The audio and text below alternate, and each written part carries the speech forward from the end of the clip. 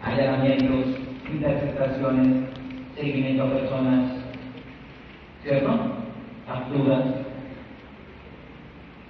Estos son los actos de investigación que me hace esa búsqueda. Aseguramiento, ya sea bajo una evidencia física o no documental. Hacer un proceso de descubrimiento, porque miren cómo la técnica tiene que tener que arraigo siempre en el principio. Si yo tengo esta pistola, que va a ser la que sirve para incriminar a la persona que está siendo investigada, y si yo tengo la carga de la prueba, ¿qué tengo que hacer? Por lo menos decirle que esa pistola fue encontrada y que lo está incriminando. Eso se llama como descubrimiento. Descubro todo lo que tengo. Eso no es como las películas que están en pleno juicio y entra el testigo, y entonces ese testigo hace que eso solamente pasa en Hollywood. Eso no son reglas ni siquiera de los Estados Unidos, del proceso. Eso solamente pasa ahí. Eso lo hace más Tom Cruise en estos escenarios. Después tiene otra, que es no simplemente descubrir, sino decir, señor juez, esto lo voy a utilizar en impresionante, se llama ofrecimiento. El descubrimiento de actos de investigación, es decir, búsqueda de aseguramiento, los hago en la etapa de indagación e investigación. El descubrimiento lo hago en la acusación. El ofrecimiento lo hago en donde? En la preparatoria. Acá pues me va a decir, la decreto o no la decreto. Y es en el juicio oral, otra vez, donde vamos a utilizar estas técnicas. Porque yo en el juicio oral es donde la voy a practicar o la voy a incorporar. Y ya les hice el ejercicio de cómo esta pistola se encontró el 20 de octubre del 2012 en la Universidad Simón Bolívar, llegó el intendente Mora, la recolectó, la embaló, la sometió a cadena de custodia, se la pasó a 2 peritos, de estos salieron unos informes que servían de inferencia para determinar que Juan Pérez fue la persona que disparó. ¿Cierto? Si lleva todo el proceso penal, la fiscalía que hace la labor de descubrimiento, descubre la evidencia, pero también descubre que los informes del intendente Mora, del perito A, del perito B, del perito C, llega a la audiencia preparatoria y el testimonio del perito A, B y C. Y únicamente cuando habla el intendente Mora, sienta bases de pertinencia y autenticidad sobre este elemento, al igual que el perito A, perito B y perito C, es cuando el juez va a decir que este elemento, que es una pistola, puede ser admitido como prueba de juicio oral. Ustedes me dirán complicado, ¿no? Por lo tanto será más fácil.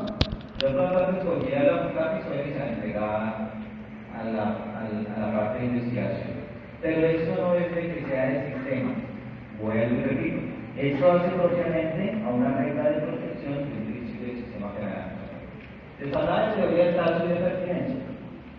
Acá el juez hace entonces un proceso de valoración y de adjudicación.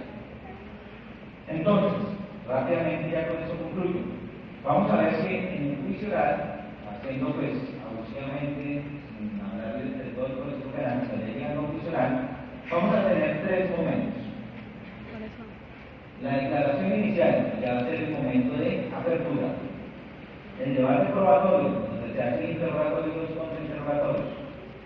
Y el tercer escenario que va a ser el escenario de cierre de conclusión.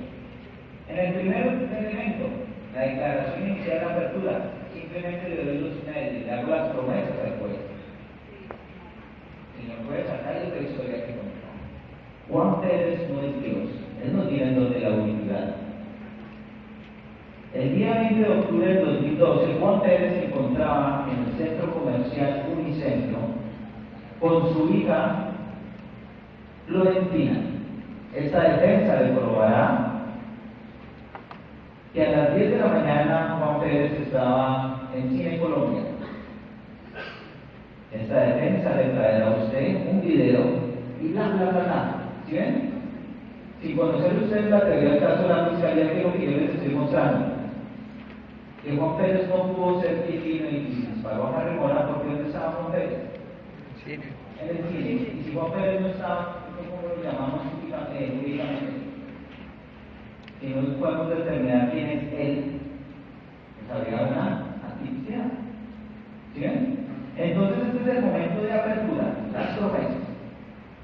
Fiscalía, obviamente, tiene que ser un cuadro mucho más grande. ¿Con cuáles elementos? Fácticos, jurídicos y probatorios. Tiene que decir el juez que se va a hacer un caso de homicidio, etcétera, etcétera, con los hechos, con las pruebas que se van a traer. Pero eso siempre se habla hacia futuro. Al igual la defensa.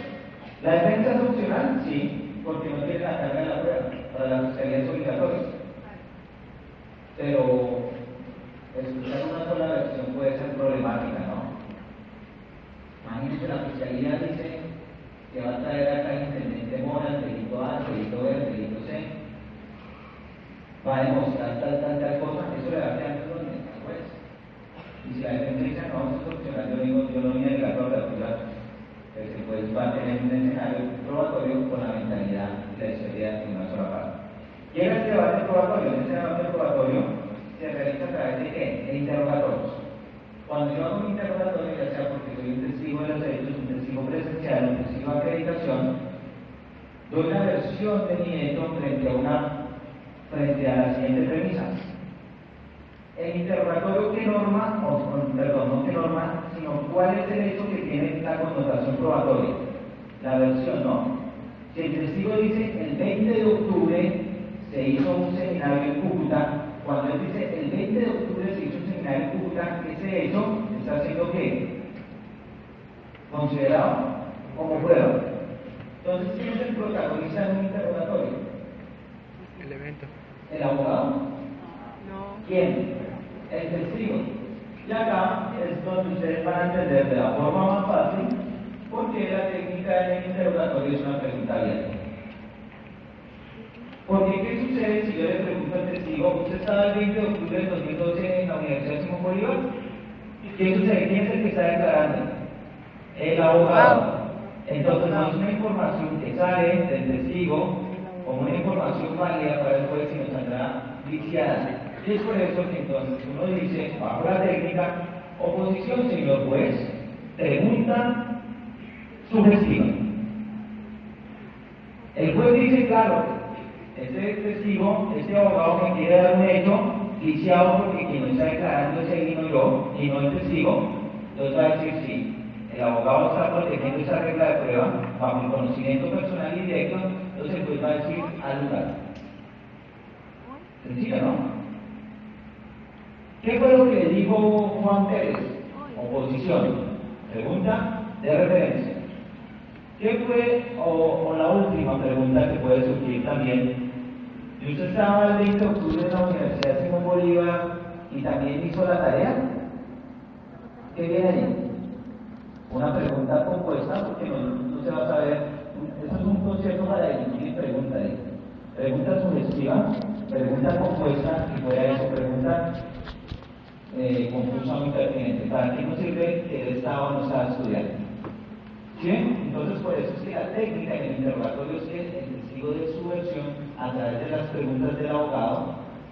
Y en el contrainterrogatorio, ¿qué se hace? En el contrainterrogatorio se hace un mecanismo de impugnación. ¿A través de qué? De preguntas sugestivas. Porque quien da la impugnación no va a ser el testigo, sino ¿quién? El abogado va a ser el protagonista. ¿Y cómo impugno? A través de su testimonio, credibilidad del testigo, credibilidad del testimonio. ¿Utilizando qué? Manifestaciones anteriores, el carácter mendaz, una versión inverosímil, etcétera, etcétera. Cuando yo tengo ese desarrollo de debate probatorio, es decir, la prueba que se concentró, llego al cierre del alegato de conclusión. Ya sea para determinar que toda esa construcción de mi teoría del caso como corazón del abogado litigante se cumplió o no se cumplió. Y es ahí donde dice lo siguiente, que si en un juicio oral se cortara a alguno de los abogados, no le saldría sangre, sino saldría adrenalina. Porque no es lo mismo estar haciendo ¿qué? Un contrainterrogatorio para impugnar la versión con la persona ahí, que con el papelito, ¿no? Es así que se crea este escenario de las técnicas del juicio oral como una medida de protección, realmente, a un principio constitucional.